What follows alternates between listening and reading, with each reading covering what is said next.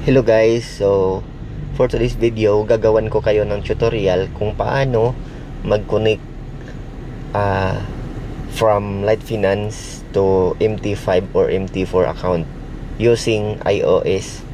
No, so example guys, nakalagin ka na, kiklik mo lang itong tatlong dash sa left upper side. Alright, tapos click mo itong MetaTrader. Ayan, so sa MetaTrader, swipe up mo lang. Hanapin mo yung pinakababa, itong open account. Click mo yung open account. Tapos, example kung easy in yung gagawin mo, hanapin mo yung MT5, easy in. Ayan, so MT5 easy in. Tapos yung leverage is 1:1000. Tapos open trading account. So ito siya guys, no. 7244 yung last number. So ngayon ang gagawin mo, punta ka ulit doon sa MetaTrader. Tapos hanapin mo yung account na yon, 7244. So ito siya, di ba? Ngayon, anong gagawin mo diyan? Kiklik mo yung settings. So kapag i-click mo yung settings, meron diyan makikita guys, ito yung server login, di ba? Yung server login, yan yung ilalagay mo doon sa MT5. Okay? Tapos yung server, ito yung i-type mo doon sa MT5, no? Mamaya i-edit ko muna. Tapos yung trader's password, ito yung palitan nyo. So click natin, example,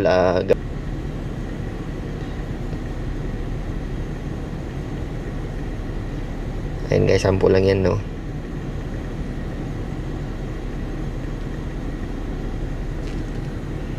Ayan, so change na.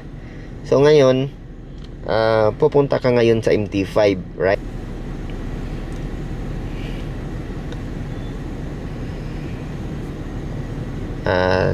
Type mo dito yung Light Finance.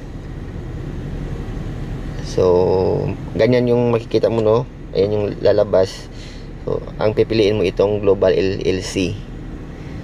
So makikita ninyo dito guys sa server, kailangan double check yung maigi kasi pag i-click mo yan, may nakalagay dyan demo or live. So click nyo yung live. Ngayon yung login, so yun yung number na kanina, which is yung 7277244. Tapos yung password na ginawa natin, ayan. So ganyan lang guys. Ayan na, connected na siya. Di ba madali lang? So ngayon, pag nag-deposit ka na, so paano ba mag-deposit sa Light Finance? So ituturo ko na din sa inyo para isahan na lang. So balik tayo dito. So example, itong account mismo yung deposituhan mo, di ba? Punta ka dito, click mo yan, hanapin mo yung finance section. Tapos ang hanapin natin guys is local deposit, which is ito, di ba? So usually ang lumalabas diyan, marami yan sila lalabas, pero ang hahanapin mo ay yung local deposit. Ayan siya, di ba? Mayroong bank card, mayroong tether, mayroong bank transfer. Ang i-click mo diyan guys, itong local deposit Light Finance Philippines.